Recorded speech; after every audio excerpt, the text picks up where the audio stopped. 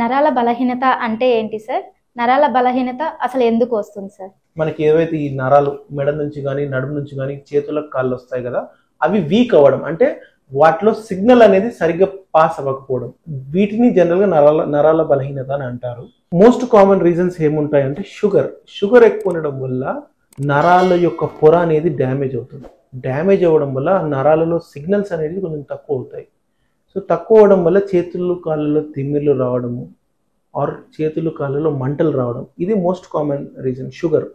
Okay, దాన్ని diabetic peripheral neuropathy అంటారు మా భాషలో.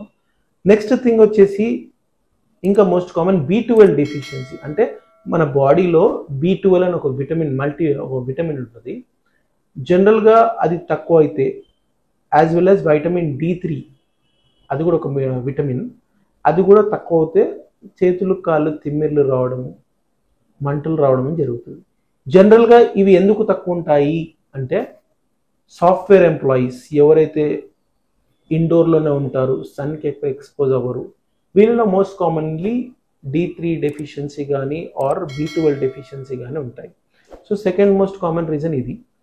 థర్డ్ రీజన్ వచ్చేసరికి మనకి మెడలో కానీ నడుములో కానీ మెడ బోన్స్ మధ్యలో డిస్క్ అని ఒకటి ఉంటుంది.